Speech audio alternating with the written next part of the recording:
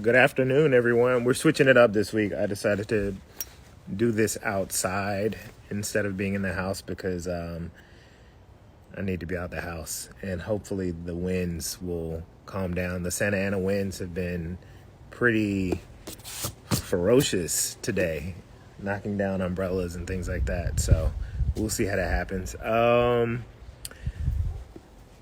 right, let's get this started. So welcome to this week's edition of Chopping It Up with MoAD. No, Chopping It Up with George. We're chopping it up with George this week, but we're doing that via MoAD, via my residency, as I've been creating programming for the past 5 years that's at the intersection of food, health, art, culture, community, all the things that I care about.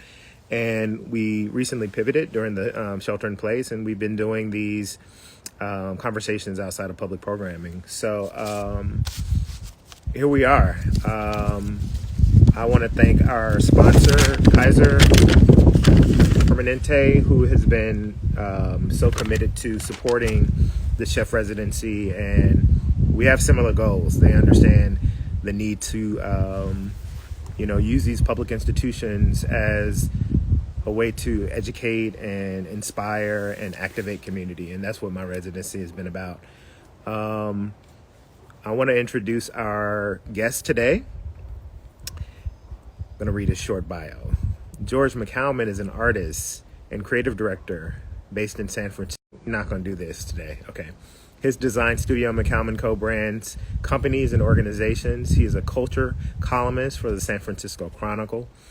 His first book, which he's illustrating and designing, is called The Illustrated Black History, and it will be published fall 2021 by Harper Collins. So let me invite my brother in.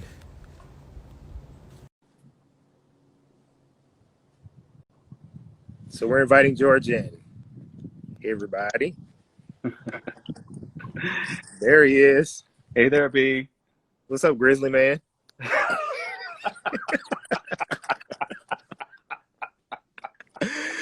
I always got to comment on your stuff. That's right. That's right. It's beautiful. I love it. How are you today? I'm doing really well, thank you. I'm doing really well. Yeah. Today, day by day. Day by day? Okay. Day by day. Day by day. Yeah. Me too. I had the privilege of spending the past 2 days at Stinson Beach doing some filming, and I needed to be by the ocean for 2 days. Yes. Yeah. So let me first of all say that there's no way that we're going to be able to cover everything in one conversation. So this is part one of what I imagine will be multiple conversations on this Chopping It Up series. So let's go into it with the understanding that there's a lot of shit we got to talk about. But we can be continued. Yeah.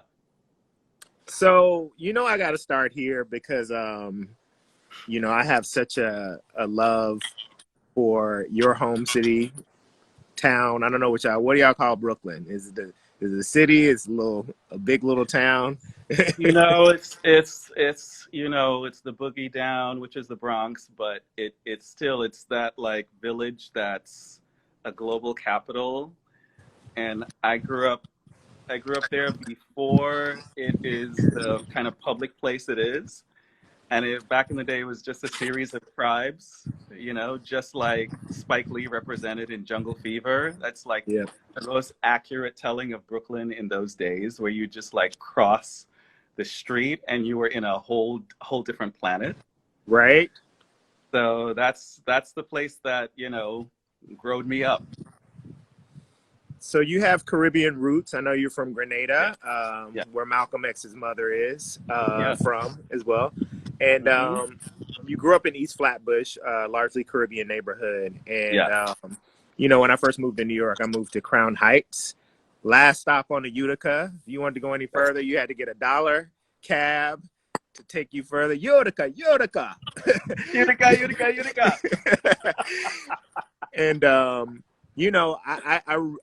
often think about how powerful and beautiful it was coming from New Orleans, a largely black city, and moving to that neighborhood. There are a number of neighborhoods that I could have moved to, I could have lived in, near campus in the Village, but we moved to Crown Heights, and I'll say that that made my landing so soft and so beautiful, coming from the South and then moving to New York. And so, you know, I can say a lot about my experience with that neighborhood, the smells, the language, the culture, the people, community. I'd love to hear about how those things shape you. Tell me about growing up in East Flatbush, that particular Whew. geographic location, and how that contributed to everything you are. I mean, that could take an hour just talking about that alone, you know. Um, my mother and I moved from Grenada when I was 8 years old, and just moving to the United States was a trauma. It was a shock. It was so different from the small town community, small island that I had been raised in. It was everything that I had known. And Brooklyn felt so big at the time, and it was really tribal at the time. So even then, my family was very much that like classic immigrant family at that time, which said, make sure you come home. Whatever you experience out in the world is not your family. Take it all in, but look at it with a skeptical eye, Mm, and make sure that you do your work because your education is the only tether you have to success. Um, but what was beautiful about moving to East Flatbush was that it used to be a Jewish enclave, that in the 70s there was a lot of white flight from the neighborhoods that were starting to be populated. And I moved to Brooklyn in 1980. So there was a lot. It was really like a concentrated Caribbean neighborhood, and it was a mashup of Jamaican and Bajan and Trini, and everyone was just there. But we also had the restaurants, and we had the nail salons, and we had the like terrible grocery stores. But it was really very much a community, and so hmm that's kind of what I knew, and that's kind of what I that part, that instinctual sense of grounding yourself in a community so that you can go out in the world to experience anything else. hmm That I think is at the foundation of still kind of how I view the world, and it's still what I know, and it's what I embody. Like I live in a very white city, but I have a very black existence here, and I learned that in Brooklyn. Really, Um, really special. when you, because I know you studied philosophy in college, right? Hmm. So you didn't go to art school, and I'm sure you took art classes, but I'm wondering where, like, did you take art classes as a young person? Like, when did that artistic impulse start to emerge, and then how did you kind of start to develop and, you know, hone craft in terms of like learning from teachers and Hmm. practicing and things of that nature? Yeah. I was that nerdy, artistic kid that was drawing all the time. So, elementary school, high school, I was always the kid drawing in the margins, and my teacher was like, "George, are you paying attention to what I'm teaching you right now?" And I mostly wasn't paying attention. And I was, I was drawing. I was really interested in science fiction and comic books, and so I was always creating my own worlds.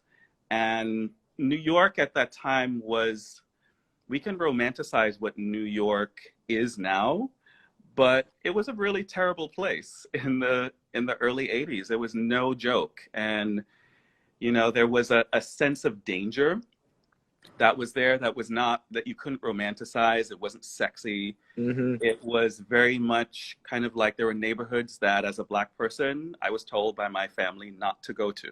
Mm-hmm. And so I did that. I was very kind of studious, and I was a nerd, but I very much disappeared into my own world, just drawing and scribbling all the time. Mm-hmm. And so when I went to college, it actually was, I did study art in college too, and it was the first formal training. Mm-hmm. But I went to St. John's University, and it's a Catholic university, and I'm not a Catholic, but I very much understood the intersection of, I learned philosophy alongside theology, trained as a painter and as a sculptor, and as a printmaker. And so I had all of these things mushed together. And at the time, I didn't know how any of this fit together. And, as when you're in school, you don't know where anything's going. So I was mainly skeptical of my education. And it wasn't until I went out into the world and started realizing how they all kind of informed each other. And now it's at the basis of everything I do. I think along those lines with everything. I think theologically, spiritually, philosophically, emotionally, about every part of my art practice. Yeah, and I feel like it's so fitting, just thinking about that background, the way in which you kind of bring together, your drawing, the personal narratives that have been becoming more prominent in your work, and the graphic design. Did you take graphic design courses in college, or what kind of courses were you taking? So I really did take all of them at the same time. I graduated with a BFA, which meant that I wanted to be an illustrator, but they didn't have the program set up yet. So I took all the courses of illustration alongside graphic design. And so I emerged from college with a formal fine art training practice, but also as a commercial graphic designer. Cool. Well, we'll get to that in a second, but it's almost as if you had like the polar opposite experience that I did, coming from one blackety black city, landing into another blackety black city. In your move out west, you actually found yourself in a very largely monolithic, or I should say, a segregated Yeah. experience in which, you often had to move in very white spaces. I want to just know more about just that transition and kind of spiritually and emotionally, like, because I know you were prepared for it, because I think you told me, I read somewhere, you did a list of pros and cons, and Yes. there are a lot of pros, but the cons were there are not enough black people out in San Francisco. But Yeah. you made that decision to come anyway. I've never asked you this, but why? You could have easily had a thriving career in New York City, Yes. given the reality in which you stepped into, and you're aware of that reality. Why did you come? And just talk a little bit about just that early kind of like figuring out what this beast is here in the Bay Area or Yeah. San Francisco specifically. Specifically San Yeah. Francisco, because Mhm. I think about Oakland in a really, like, Oakland exists almost as its own planet out here, Mhm. because it is. But I was 28 when I made all these decisions, and there've been a few moments in my life, as I think most people, where there are just several points of your life kind of intersecting at the same time. And I was 28, kind of poised to basically take over my own magazine. I was a young designer who had kind of risen through the ranks really quickly.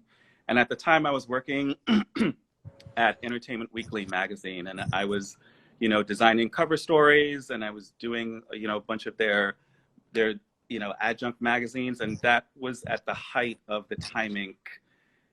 Warner Brothers was just like the largest media company in the world. And I reached a point where there was like a fork in the road of my life. Like, I realized that I had had a sophisticated life, but I hadn't had my own kind of emotional journey yet. Mm. Oh, and I knew that there was a piece of my development that was actually really missing, and that I could continue on this career path. I've heard, and I'm not equating this to any woman's internal experience, but I've heard this conflict in terms of women deciding whether they want to have children versus continue with their career. Mm. That they know that there's going to be some kind of friction at some point in basically wanting to have the totality of both experiences at the same time. Mm-hmm. And I made a decision that I didn't think I could have all of that at the same time. Mm-hmm. But I knew that I was ready to have a different experience. Mm-hmm. And I had been, this place, I'd come here once for 3 days a year before I moved. And I really believe in kind of that kind of spiritual energy and that calling. And Mm-hmm. I didn't know what it was, but it was real, Brian. Like I got here and my skin was happy and my Oh yeah, hair was like, yeah. yes, baby, yes. And it was real. Like my whole No, body just came I alive. know. Trust me, I know. When I would It come came visit, alive.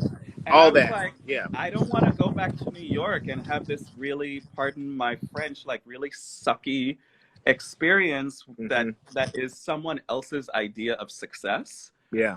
Like I knew I was going to be one of the like black creative directors running their own magazine within a year or two. I was never concerned about that. Right. But I was like, I'm not going to be a fully developed human being.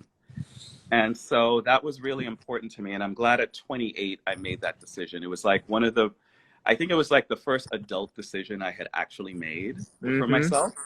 And I knew that I wanted to have a different experience than, because I was working at a weekly at that time. Like I knew I was going to have a heart attack at 40, Yeah. you know, like working at a magazine in those days was military. It was Mm-hmm. military training. You had to have stamina. You had to just keep up with everyone. It was so competitive. People were just like, and I was watching physically people break down and get sick Yep. because of that experience. And coming from the Caribbean, where there's a more intuitive sense of your spiritual self Mm-hmm. showing up in person, I could like smell the death around me. And I was like, no, thank you. Yeah. I totally hear that. I was gonna say I feel like that was a really mature decision to make as a 28-year-old in New York City, because I feel like many of the people in their late 20s, early 30s, they're all about that career and they're all about trying Yes. to rise the ranks. Yes. But I totally hear you. I remember many times coming to visit here, and I feel like I would go back to New York and I literally would be counting down the days when I was going to lose that luster, that Yeah. lightness, that everything that I felt from being out here, even just for a few days. Yeah. And I'd be like, damn, it's gone now. I'm back in my like New York. I mean, all I needed was 3 days here. Like Mm-hmm. I had not come back here between the time that I went back, because I came out to visit a friend of mine, and she was a photographer, photo editor that I used to work with, and she had moved out to San Francisco, and we just spent 3 days, and she took me on this power tour. We went up to Napa, we went South Bay, we went to look at sea lions, and I was like, people live like this? This is it possible that people live like this? And they all seem really happy and the light is good. Like I just took note of all of the things that I was responding to. And then I Yep. flew back to New York and went right back into this military training. And so I got a job offer a year later. Hmm. And I came back out to San Francisco. Um, and because it was a Time Inc. magazine I was interviewing for, when I got back to work, I flew out on Saturday morning and came back on Sunday night. And I walked into Hmm. my office, and my boss called me into her office. And it was this totally like, the Devil Wears Prada. And she was the Devil Wears Prada. She called me into her office and she was like, "You're betraying me. I found out that you went to interview at this job, and I can't believe you are giving up all that I have laid out before you." Hmm.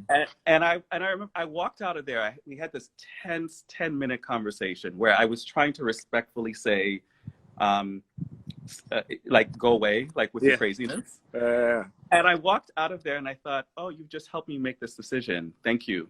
Thank you for there it showing this is. to me. There it is. I was like, I don't want to spend a career, especially of with white women telling me what I need to do with Mm-hmm. my professional time. And I was Yeah. like, no, thank you. Mm-hmm. And I was out there a month later. I love that. It took me 2 years. I came here in the summer of 2006. I lived in Berkeley for the summer. And within the first week, I was like, yeah, I need to move here. And I started plotting and planning. And 2 years later, I came out. And Yeah. No, yeah. the call is real. And I also knew when I got out here that this place does not connect with everyone. You know, there's a lot in San Francisco that, because there were a lot of people coming out to San Francisco at that time. Hmm. And I was working at the magazine out here, and I was working with people that hated it. Hmm. And they didn't a lot of people who moved up from New York who really hated how slow things were, how methodical, how quirky people were. And I was like, that's you, boo, but I love it. Love it. So I met you through our good friend Renee Wilson about a Yes. year after I moved here. It was in 2007. Yes. And I feel like either you had just started or you had been like recently doing the BBC Black Brunch Yes. gatherings. Yes. And so just going back to this reality of the dirt of Black folks in that city. And as George McCalman is wont to do, he's going to analyze a problem and quickly respond with a solution. And so you created Black Brunch Club as this refuge, this space that's been like really important to me. And I've only been to a few. Yeah. Can you talk about the origins of that, the impetus, and Yeah. just kind of how it's evolved since the beginning when you founded that? Was it Zaina that you founded that with? Yes. Zaina Woods and I was, I'd been working at a few different magazines. I basically worked at all of the San Francisco magazines at that point, and I was putting in a stint at Wired, and Mm. their photo editor at the time, their top photo editor, was a Black woman named Zaina Woods, and we bonded immediately. It was like this telepathic understanding of what we had had to do to get to our positions Yeah.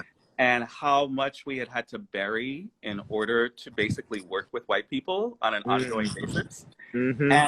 And it was just like this telegraphic, like we had barely even started talking to each other, and I was like, I'm over this. I Mm. want to have a Black community in the city. And I had already been, I'm that guy who walks up to Black people in the street. And I'm like, who are you? I'm so happy to see you. Who are you? We're friends now. Yep. Uh, and so we started talking about this. And at first it was this what we call like bougie takeover, where we'd go to restaurants. We'd go for brunch, and there'd be like 25 of us. Oh, y'all like we gonna just take up space very we intentionally. we rolled up to Zuni, and we were the loudest. We were having the most fun, and we stayed the longest. Nice. And it was really awesome. And I met Renee around that time. It's been like 12, 13 years since the first BBC, and Mm-hmm. and we called it, Black Brunch Club. And it just evolved. It was restaurants at first, and then and then we started going from house to house to house. But I basically just found myself mostly organizing it, and I was Yeah. I was fine with that. And then I just started doing it at my house. It just Mm-hmm. was easy. It was just simple. It was just a way for me to do it basically without having to work too hard to organize it, Mm-hmm. which allowed it to continue on a kind of regular basis. And so for the last few years, it's just been at my house. Yep. You did something interesting, which I feel like has been very powerful because it's actually given the people who have been a part of the BBC family an opportunity to connect in a different way. Yeah. When COVID happened and the shelter in place went into effect, you moved the brunch online. And Yeah. was the brunch that I went to, that magical, spiritual, brilliant, beautiful brunch, was that the last in-person one before all this That, shit went down? that was the last one. That was the Okay. last. And it was, that was a really special one for a lot of reasons. There weren't usually as many people as there were. There was something, it was like it felt like 50 people in my house. And I didn't know that my house could hold that many people. And once everyone arrived, I remember thinking, oh, I actually have room for more, that Mm-hmm. we all just fit around each other. Yeah. And it was really one of my favorite experiences. Like they're all really special. And That one was magical. It it was was like, magical. It was yeah. magic. Mm-hmm. There's no way. And it was actually that that was the brunch that I decided that it was time to share it, because I've been feeling like it was just I mean, there are close to 70 people who have passed through, and there's no Black person who lives in San Francisco that knows 70 Black people. So, I mean, real talk. Maybe collectively around the country. yeah, unless you were born here and your family is here, you do not know 70 Black people. So we, it was just a really special, and I realized I had kind of been hoarding it. Like, it was just my connection to having a Black experience in San Francisco and everyone else's. And I knew it was special because half of the people in BBC don't live in San Francisco. And Yeah. you know it's real when East Bay people are coming into San Francisco Right. for like 6 to 10 hours For on sure. their Sunday. Yeah. You know, and so it became church. It became, and that's when I decided I wanted to write about it, and that's when I wrote the piece that I did in the Chronicle about it, and basically just what it took for me as a Black gay man to stay in San Francisco. Because I know if I didn't have this community, I would have moved. Yeah. I know that. Yeah. Let me ask you this. What is it, do you, because I do think there's something to it geographically being situated in San Francisco as opposed to it being in the East Bay. Yes. Can you talk about that? Just like what that means for folks? You know, how it's been reflected to me is that it's necessary for people who live in this city to feel this. And even the people who live in the East Bay have said that they don't have a version of this there. And I've been surprised by the feedback that I keep getting from the you know, the brunchers, just kind of like how special it is. And I was just basically doing it for myself, and to learn that it had so much meaning to so many different people. Yeah. That it was situated in San Francisco is not something, and you know, in Hayes Valley, you know. Yeah. So, but the irony is that my home is in a historically Black neighborhood. And so it actually feels really like it's the right place. It feels like it is like that. And I have the energy, like my neighborhood feels Black. Like I can feel the families that used to live there. And that up until recently, like own the homes in there. And so it felt very spiritually like the right place. Like it was a continuation of a life that was real in San Francisco for quite a few decades. You know, it's no surprising that you were a philosophy major. You're a beautiful writer. I have to say, Thank you, you know, Bryant. your pieces are very moving, and you have bars. Thank you. I pulled a few quotes from some of your pieces because I feel like you have just so many gems and profound lines in there. So I want to read one from the article I skimmed that you wrote about the Black Brunch Club. And you write, "I've never taken for granted that I have this community. It has been my secret weapon in a city that celebrates individual maverick accomplishments, but erects barricades that makes that process inaccessible to others." You want to expound upon that a little bit? Or should we just leave it? We can leave it, but no. Oh no. We can drill in. That's a jibe at the tech industry. You know, the Bay Area has celebrated white men doing unconventional things, and then not challenged the inability for anyone else to access that kind of success. You know, where else in the world right now are companies given so much money to fail? And it's just a prescribed way of working here. Like when we talk about Black artists and Black businesses, everyone gets worried about how much money is being given, and it's a total nonsense barrier, you know. And I'm here for 20 years watching this field basically inflate, like fail the first time, because it should have Because you were failed. here for the first .com bubble, right? I got here right in the midst of all of that, and I saw the tumbleweeds like a year later. Mm-hmm. Everybody was out. Yep.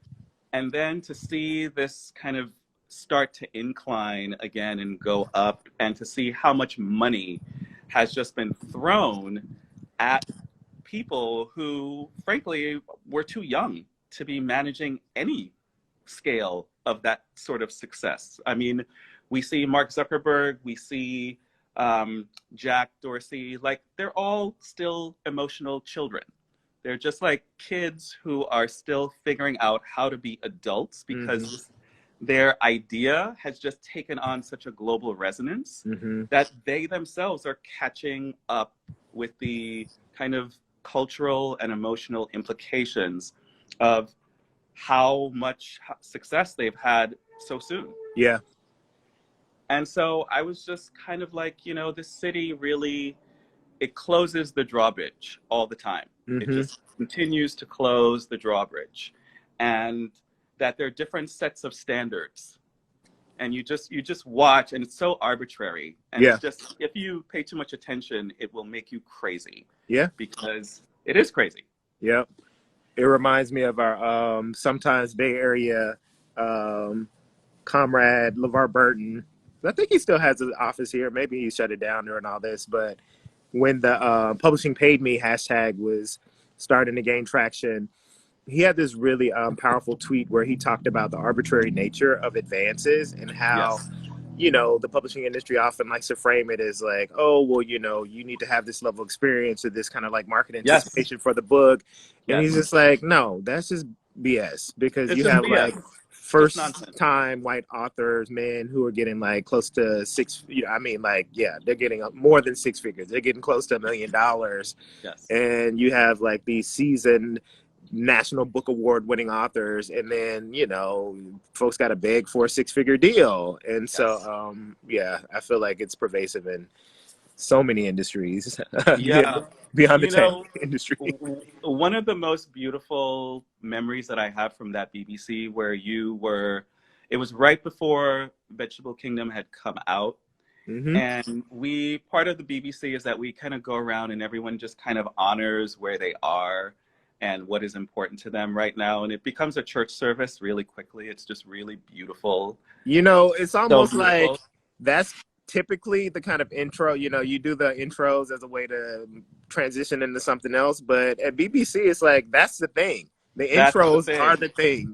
Yes, the intros. And it goes on for like an hour. It's just kind of like, it goes on and everyone's like hungry, waiting for their food, but everyone's present for it. But I remember you introducing Vegetable Kingdom to us and talking about it. But then you also talked about the statistics of how many books with Black authors, cookbook authors, were coming out that year. And isn't it amazing? Just like 8 months later, the landscape has changed so drastically. But that even, which is a whole other conversation. But you were kind of measuring that for us. And I remember looking around the room and people just kind of like, I didn't know it was even that bad.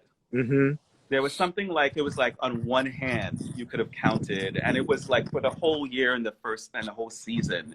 And I was like, this is insidious. It's not even just a problem, it's insidious. Well, we're going to talk more about the publishing industry, but before we get there, I want to talk about one of your projects that I've been really drawn to and a subject of, and it's your Observed column. And I feel like it's such a beautiful part of your practice and your overall body of work. I think I read somewhere, I don't know, maybe you told me that Bill Cunningham's passing was a big inspiration for that. And it was interesting because I thought about like your work in the context of like, you know, when I think about your work, I think more about Jamal Shabazz and just the way that he captured like New York life, kind of those slice of life moments in the 80s, you know, particular kind of urban experience in New York, or even Langston Hughes and the way in which he kind of translated the energy and the ideas of Harlem at that time in the prose and poetry. And so I'm just wondering, if you could talk a little bit about that. And I want you to talk about just kind of the overall project, but I'm also interested just to know about process because, you know, the images, they're largely like impressionistic. You're not trying to do these realistic. You're Right. capturing Yes. a lot that I'm sure people who see their images like, I didn't even know. I'm like, what? Right. There's something you're getting, but I didn't even Yes. realize. So I want to know about that as well. Yes.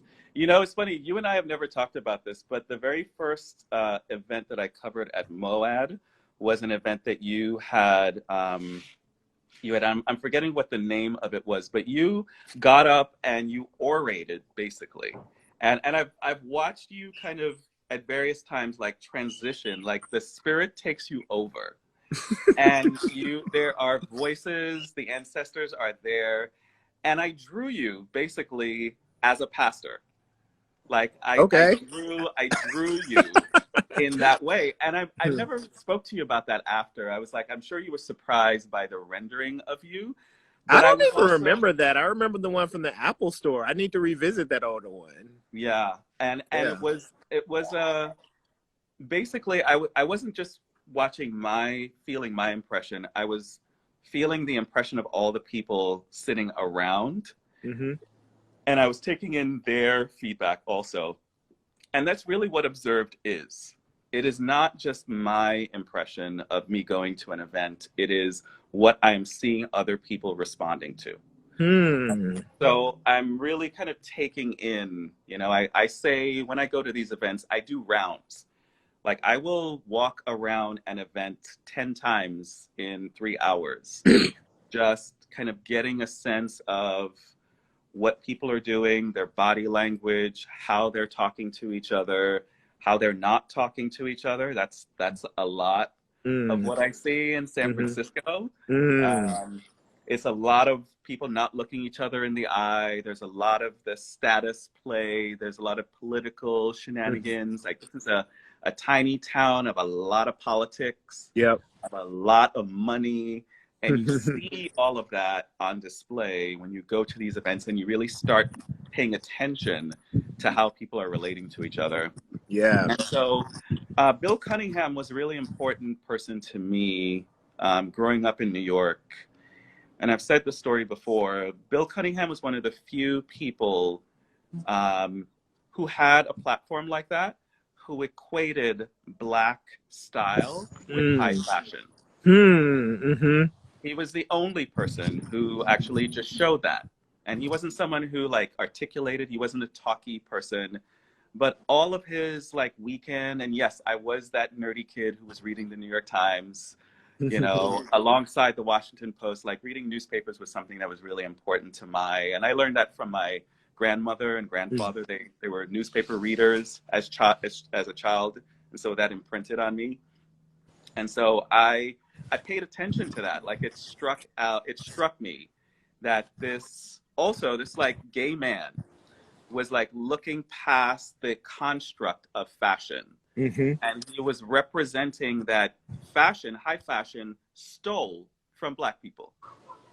And he just was like, here, like Mm. I'm gonna go to the party in Harlem Mm-hmm. and show you those people having a better time than the people who are making 3 times the money and basically looking over the fence and trying to, repurpose that sense of freeness. And I remember thinking, oh, he's paying attention.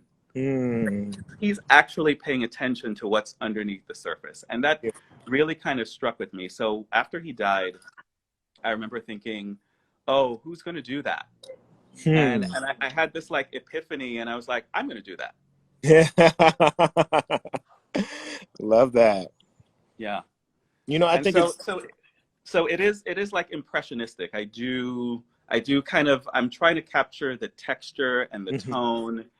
I don't really care about likenesses. Like when someone says, "Oh, that looks like me," I'm like, "Great," but that's not really my That's not the intention. goal. Yeah. I'm trying to really get a sense of what you were saying, how you were carrying yourself, how you were talking to that other person, like the energy that you were giving out. That's what I'm trying to capture. Yep. I think it's one thing to observe, and in moments such as this where like we're literally hurtling towards, if not fully, you know, no, we're not there fully yet, but we're hurtling towards authoritarianism. Yes. And I Yes. think a lot of people in these moments call for artists to do more than observe. Uh-huh. You know, a lot of people would argue that artists should be more useful, especially ones that have a conscience and Yes. understand the power dynamics and everything that's at play. Right. And I'm wondering what your thoughts are around that. I think a lot of people might argue that some of your latest work, at least that you've been sharing publicly, is political, Yeah. maybe provocative. Yeah. But I guess I'm just wondering generally your thoughts on the role of artists, especially in historical moments such as this. And maybe I'm getting ahead of myself, but what's the line between like art and propaganda? And do you see a line? I mean, when we feel like if it's not all hands on deck, then the sink might ship, or the ship might sink. Yeah. Yeah. So yeah, can you just expound upon that a little bit? Yeah. My own evolution from being someone who I thought provided a service for other people as a graphic designer. That's how I always viewed. I never thought of myself as particularly political. But looking back, it's clear that it was there all along. Mm. It was in every meeting that I observed a white editor tell me why they couldn't have a Black person on the cover. It was in, receiving an email from one of my coworkers telling me that I'd been hired because of a quota system. It was, bosses trying to humiliate me because I carried myself with confidence and it triggered them.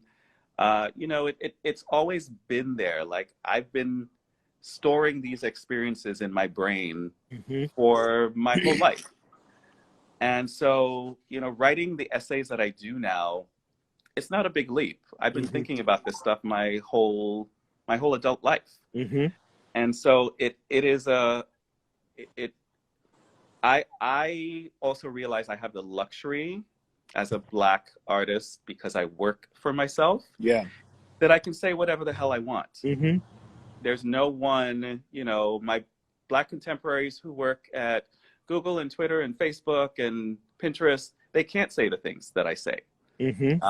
And I'm not saying it for them, I'm saying it for myself. Yeah. But I also know that I have, and you and I have that luxury. And it is a luxury. And it's something I don't take for granted. Yeah. Because I know if I worked for Facebook, I wouldn't be able to say most of the things that I Mm-hmm. say. If I Mm-hmm. worked for Apple, and I happen to know a lot of the Black art directors, and Yeah. Apple did a really smart thing. They snapped up the best Black art directors, magazine folks, Yeah. except me. Yeah. I'm not even joking. Hmm. Like everyone else who was great in that industry currently works for Apple, and no one will ever hear from them again. And I think Mm. that that's insane. Mm. I think that's an insane thing that Mm-hmm. has happened. That there are these spaceships that have just gobbled up Black creativity, and they're Yeah. mining their intellectual property and their perspective to make their brands look cool. And Apple has never looked cooler. Yep. Apple has never looked better. And Mm-hmm. that's a lot of Black people behind the scenes Oh, for making sure. that happen. Oh, I know some of them too. So yeah. I And mean, so it's a fascinating thing. So I feel qualified to speak on this. I feel qualified to speak politically about it because it is all political. mm-hmm. There's no distinction. There's no line. And to the idea of being, you were saying earlier, I totally spaced on that one point you were making. Just the line of being like an Oh, artist that's committed to the work and a propagandist. yes. Mm-hmm. I think that art is propaganda. Hmm. I don't have any philosophical distinction about it. Mm-hmm. There are white people who can paint, a bowl of doilies and have it just be, a thing that's not political. When I do that, it is. Hmm.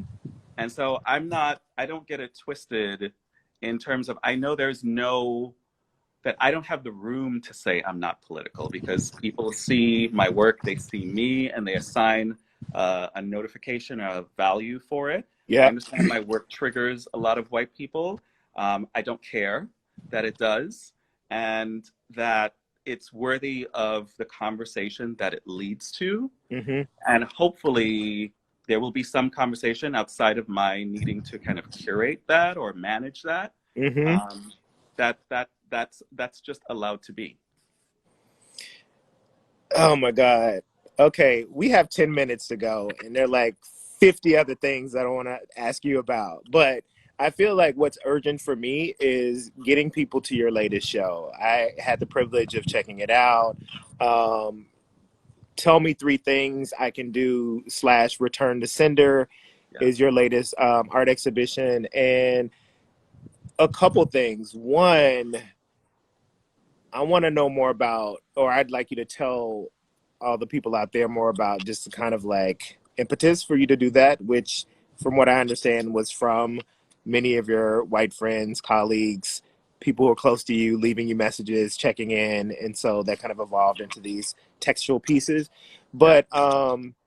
But I'm also wondering, just it seems so weird, like like well, one, was there a thought about not having a show because it's just everything you have to negotiate to even like get out the house and like you have to make appointments to be there. Let's get to that, but just tell me Yes. about why you started creating those pieces and how they culminated in this exhibition. Bryant, the real story behind it is I was in a rage for 2 months like I have never experienced in my entire soul before. Like, Mm, I thought I was going to go insane if I didn't have some kind of outlet to deal with it. mm-hmm, Because, it wasn't just me, it was every Black person I knew that was dealing with it. And I was also watching, it was less about what white people were saying to me, it was more about how we as a community had to kind of respond to it. mm, I was like, people were basically like, mm.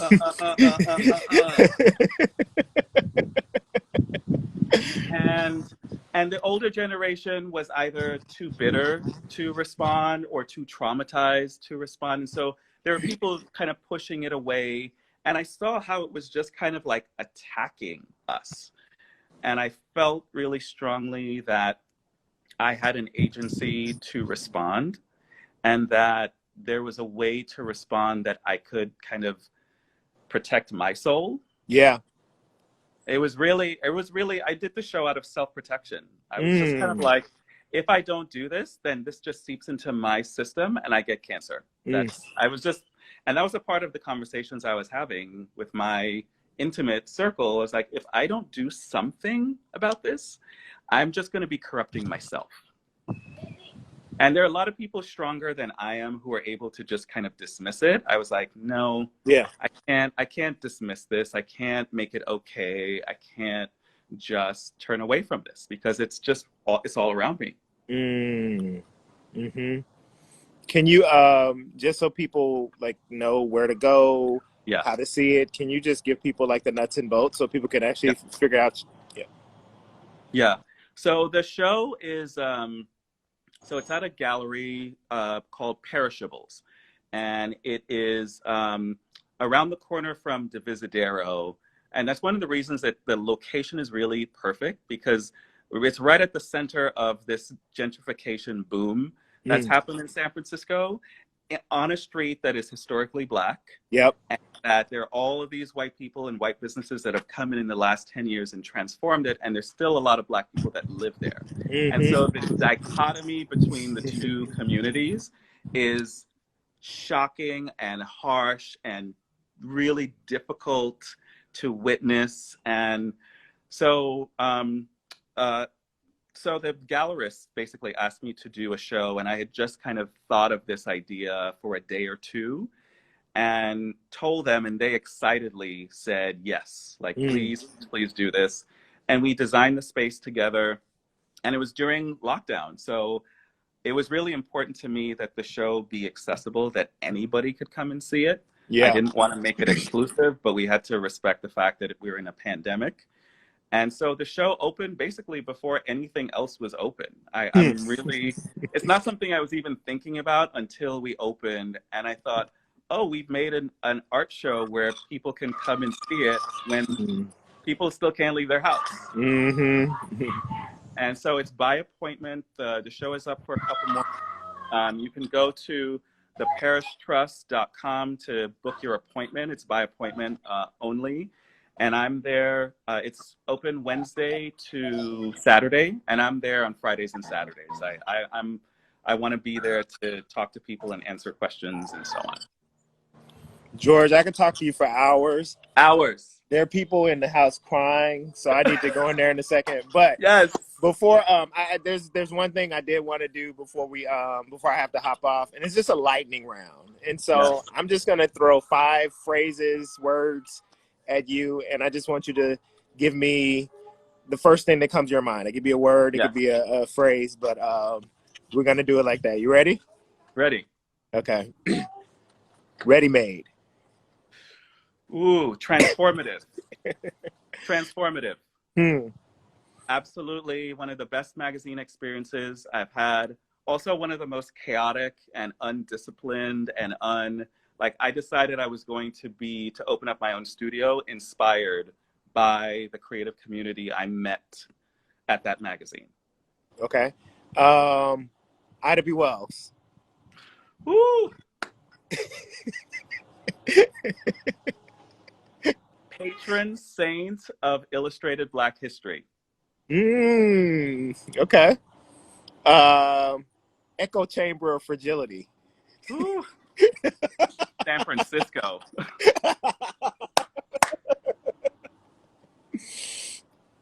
It's one of the most annoying places in the world for that. We'll expand upon that the next conversation. Yes. So, but before we go, we got two more. Yes. Okay. Prospect Park.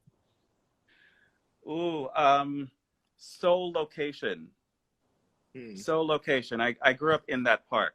You know, for a lot of people, it's Central Park. For me, it was always and always will be Prospect Park. Mm-hmm. All right, last one. Oil down. You're gonna have me rocking back and forth in my chair here. Bryant, it is the one part that I will never be used to being out here, that I can't get good West Indian food out here. I just can't. So I have to wait to go back to Grenada. Touche. But I want everyone to know that Bryant and I are collaborating on the work of his life right now. We're working on Black food together, and it has been a dream project of mine to work with you in this way. I have so much respect for you, Bryant Terry. I'm so happy. I'm thrilled. The team is thrilled. We're just in our flow. We have a Black team. It's amazing. Oh, yeah. No, it was, so I was filming the past 2 days, and we hired Jillian to do the food styling for the filming. And in between takes and whatever, we were just high-fiving each other and dapping each other up. Like, yeah, we about to do something big, monumental, groundbreaking. Yes. And it feels groundbreaking. Yeah. We could have a whole hour-long conversation just about that project, and we will. And we will. And we will. So, thank George, you so much. I'm really honored to be here with you. Thank you so much for asking me to participate in this. Oh, yeah. I have so much respect for your series at MoAD and what you have done. That has been so much of the kind of fabric of this book. It's really beautiful to see. Thank you, George. We love you. You're a treasure. You're a gift to the Bay Area. I mean, seriously, this city would not be the same without you. You bring so much to it. And I want everybody to get out to the show, check out your work, go to, folks, if you haven't been, please follow George on Instagram. He has a lot of important things to say and show, and I want everybody to be a witness So have a great weekend, George. And You too. You too. We'll be in touch. once again, Kaiser, thank you. Thank you Thank all you, for Kaiser. checking in, and we'll talk soon. Okay, thanks. Thanks, B. Later.